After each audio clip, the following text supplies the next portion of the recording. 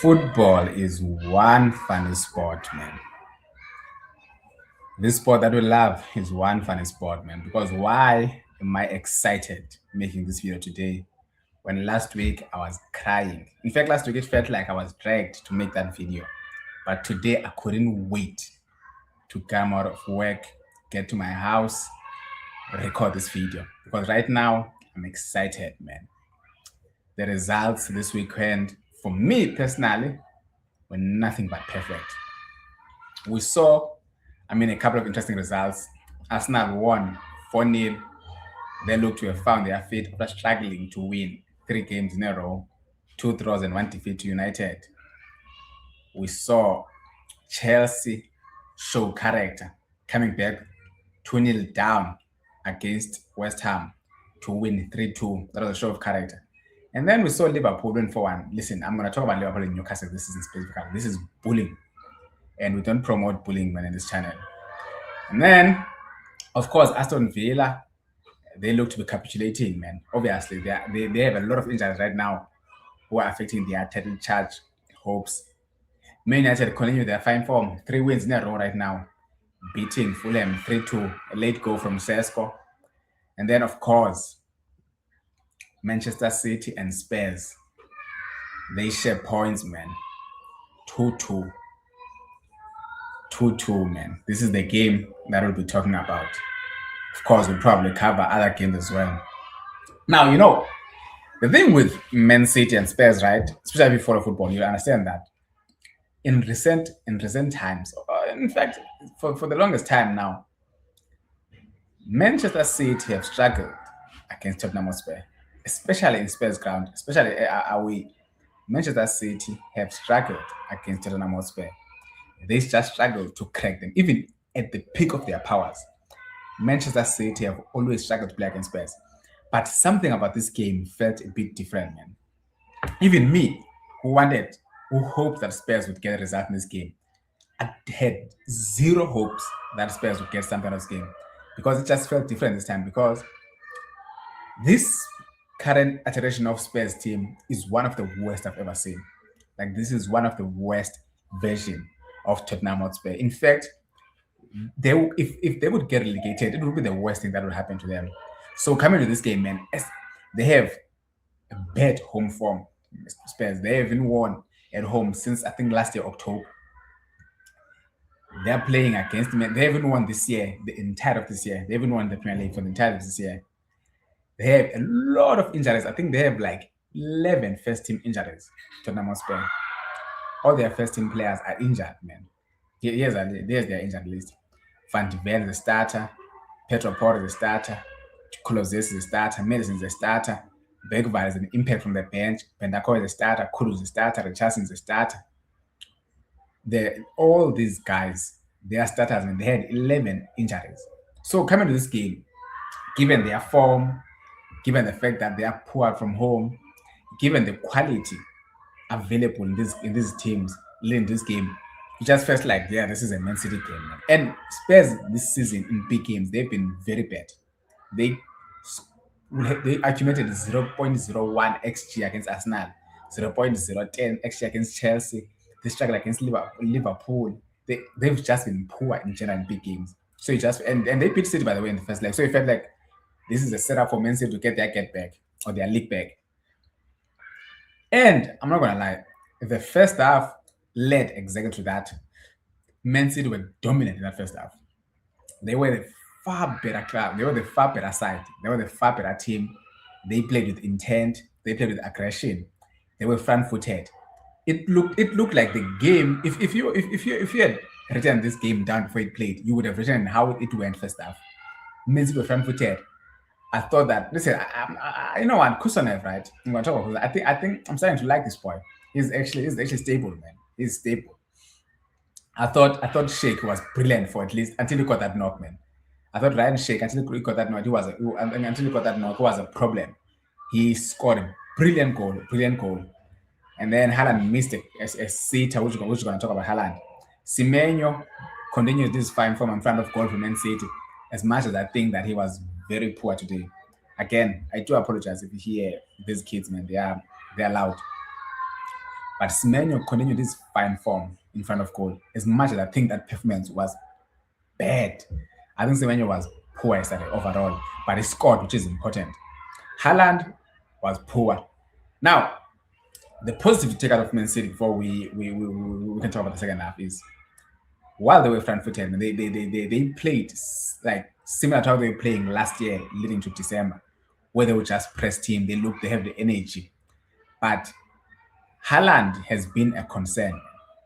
Erling Haaland has been a concern. I know he got an assist, but his form in the last few weeks, I think mid-December to the entire of this year, he's been poor, man. It's not even kind of the fact that he's not scoring goals, but it's his overall performance, man. He is just, I've mentioned this before, he looks disinterested. He doesn't make the right runs, he doesn't compete. Dragusin was comfortable with Haaland, and he was playing against Paulinho and Dragusin, who are not the starters for Spurs, but they were comfortable. It's like he's forcing players to find him without making the runs that he usually makes, which is weird from him, man.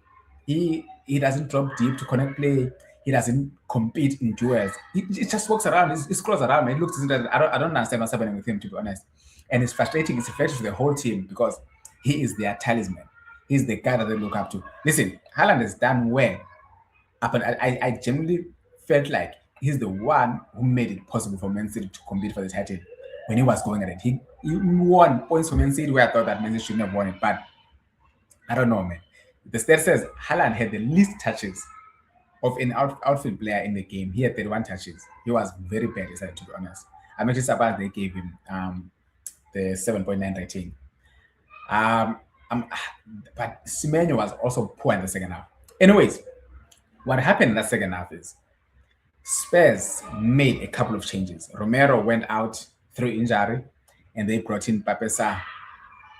From that moment, they were able to overcrowd Man City's midfield, and it's been evident that if you can overcrowd that Man City midfield, you can overround it.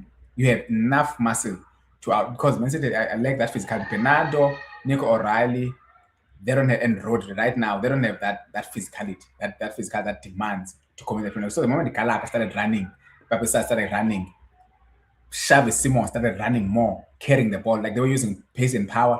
Man City couldn't keep up with that, and they showed struggling. Man, Spurs in that second half were the better team by far. In that second half, Spurs were the better. In fact, this was the first time I think under Pep Guardiola, when Man City failed to win a game leading 2-0. They were struggling, man. In that second half, Spurs could have won this game. Which brings the question: how come Spurs always turn up against Man City, man? Because I know that the way Spurs were split because they don't want Arsenal to win the league, so they probably would have taken this L more kindly than the other L's that are coming for them. But Spurs always turn up against Man City, man. I will never know because I was sure that they're gonna lose. I didn't even care about this game, to be honest, because I kind of want Spurs to be relegated. So if they had lost, they would have been in and around the relegation zone. So, but they did well, man. They did well, man. Which opens the gap now to I think, to 6 points at the top of the table. This opens the gap to 6 points between Arsenal and Man City. Arsenal now 53 points, Man City 47 points. It's a comfortable gap, but we've seen bigger gap closed. It's a comfortable gap. Obviously, you would need to be more convincing than this current Man City team to actually hope that you close that gap. But we never know, man. We never know. How I'm feeling right now, I feel like I want it to be around 9-10 points, so then I'm more comfortable. 6 points is a 2-game swing. I'm still there to play Chelsea. I'm still there to play Spurs. I'm still there to play Man City at Etihad. So anything can happen. But I'm happy that this is the situation we find ourselves in, because this is where I want to be. I want to be in a position where I'm forced to lose, which is perfect. But yeah, man, I don't really understand what is fully happening with Man City, to be honest, because I don't think Pep utilized his bench well. He only gave Foden and Mamouche 3 minutes to impact the game. Reiners came on, didn't do anything. Doku is injured. So I don't know. I feel like Pep could have done better because he had a superior bench than Spurs, but Spurs' bench had more impact than Pep. So I don't understand. Anyways, I don't know, man. I know that some people, some Man City fans, feel like the title is getting away with them. And I fully agree. I mean, the more points they drop, the more the title get. But 6 points is not, it's not that big. If our 6 points are Man City right now, and we still have to play them at the Emirates, I'd be more optimistic than anything else. So I don't know. But let's see. I didn't watch all the games, man. The other game that I actually watched, which I want to talk about, is this game. Liverpool versus Newcastle. What Liverpool has done to Newcastle this year, by the way, this is stuff that actually starts rivalries. You ever wonder how United and Leeds hate each other, or Chelsea and Leeds hate each other, or those weird rivals that are not caused by location, but this is what happens when, for example, Brighton and Crystal Palace, they hate each other, man, and it's nothing to do with location. Liverpool this season, they took Isak from Newcastle, their best player, and then they signed their number one target, which was Eketike, and then they beat them. I think it was the second game of the season, 3-2 in the last dying minutes, which was a dagger. And then now they just spam them 4-1 with Eketike scoring 2 goals. I don't know. I feel like this season might not go friendly for these two clubs. It might start rival, man, because this is bullying. I thought Liverpool actually. I don't know. I think here's the thing with Liverpool, right? I think if Liverpool can turn it on, they should be like one of the best teams in the world.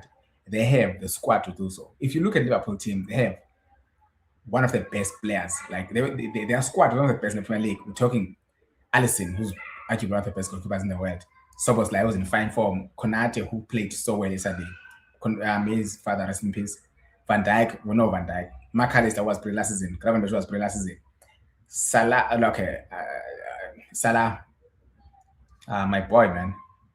Anyways, I want to talk about Florian Wirtz, man. Florian Wirtz says he looks to have been settling right now in the Premier League, to be honest. He looks like he's settling right now. Obviously, you can question the quality of the opposition that he's shining in right now.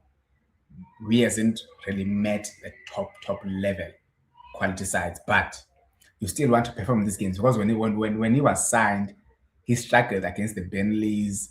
He struggled against the lower level side. So right now, it's actually good when you see him perform these chances. And listen, man, if a player of this talent settles and starts to get comfortable, which is, I like what Anderson has done with Wirtz, because he could have easily dropped him, but he was persistent with him because he just believes in his talent. And Wirtz is repaying that talent. He's been playing well so far, man. He's been playing well. And most importantly, he's getting that GA as well. He's not only getting play, but he's getting that GA as well, which is something that you want. Now, you know me. I'm gonna start demanding these performances in the big games. In the big games. This X factor that he's been showing lately, this partnership with Eketike, I'm gonna demand it in big games as well. But he may continue, and has been impressed with Wirtz lately. Eketike continues to shine. Everyone knows what I think about Eketike. I rate him so high. I still want to see how Liverpool actually manage both him and Isak, because I thought that this boy is brilliant, man. He is brilliant. He still needs to improve his numbers, of course, but he is brilliant. He's playing so well. Those are 2 beautiful goals that he scored yesterday, which actually right now it's interesting in the top 5 race, because Liverpool are 6th, and I know that they probably wanna finish in the top 5. But the point difference between United and Liverpool is 2 points. Chelsea, basically, is 1 point, 1 point, 1 point. This is brilliant, man. It's actually interesting. This part of the table is interesting. Liverpool is playing Man City this week, so if they win, they have a chance to close that gap to 4 points. And then if obviously United will close it to 3 points, Chelsea to, I think Liverpool will actually close it to 5 points. Yeah, but if they do that, then they drag from Man City to Liverpool all for a top 4 race, which would be interesting for me, and I hope they do, because and open that gap between me and Man City. But yeah, man, other results that we spoke about. United won 3-2. Cunha continues his fine form.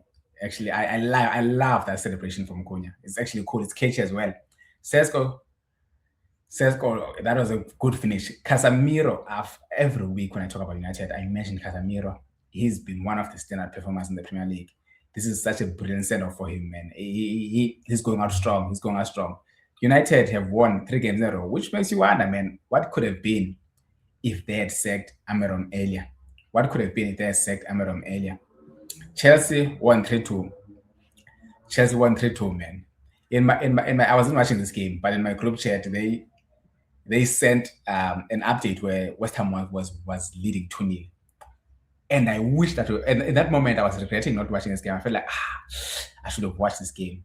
And then later, when they sent an update that Chelsea won 3-2, I was happy I did not watch this game, man. I was actually delighted. But Chelsea won 3-2, which they needed to win. You can't afford to lose these points, especially with that top four being that tight. Last game that we're going to talk about, Arsenal won 4-0 away to Leeds. Leeds is like Olympiacos, man. Leeds is like Olympiacos in Greece. Those clubs you don't really want to play, or Galatasaray. Those clubs that you don't want to. When you see that fixture, you think, yeah, for sure, we should win this game. But you know that it's not going to be as easy as it looks. You go there, they give you hell, but you leave with a win. Leeds are like that, but we spend this time. But Leeds, Ellen Rose like that, man. You don't, you count these points, like you count these points before you play them, because like it's Leeds, we have to win. But when you play them, like, yo, this won't be as easy as I thought, but you end up winning anyways. I thought it was a good game. I thought it was a good game actually for us now, to be honest. We needed to win this game because we didn't win in a while. Happy to see your Yokoros and Kapelechis are scoring, both of them scoring. We need them firing. Zubamendi scoring after that United game, so this is brilliant, which opens up the gap to 6 points over the table. Now, I mean, people want to know my opinion as an Arsenal fan. Am I worried? Am I confident? Listen, we're in 4 competitions right now. Let me just close this. We're in 4 competitions right now. We are comfortable in the Champions League. We finished top. We are top in the Premier League with 6 points. We are playing Chelsea tomorrow in the Carabao Cup semifinals. We are in a comfortable position. We're in the quarterfinals of the FA Cup. Now, with that being said, I'm not delusional enough to think that we will win the quadruple. However, I would say like a fair chance to try and win it, like to compete enough to try and win it. Whatever happens, happens. So with that being said, we need to eliminate one of the cups, one of the trophies, in fact. So the sooner we finish with the Premier League and the Carabao Cup, because the Carabao is in the semifinals right now. So we're going to play Chelsea tomorrow, which means we'll only be left with the final. That's one out of the window. Then the sooner we distance ourselves from Man City, open the gap to 10, 11 points, that's 2. Then we can force on the other 2. That's what I want, to be honest. I'm not sure what's going to happen, what's going to come out of that. I just want to eliminate this trophy so that it takes away the intensity going into these games. But I never know what's going to happen. I'm just enjoying the journey, to be honest. I'm enjoying the journey. I'm happy that we're in this situation. Now, of course, we have to win one of the 2 big trophies, the Premier League and the Champions League. One of them has to come. We can get both, that's fine, but we have to win one. Then anything else is a bonus for me. Anything else is a bonus. But yeah, man. Listen, guys, I'm happy to be back. I didn't even go for a while. I recorded last week, but I was depressed. Now I'm happy, so I'm happy that I'm happy.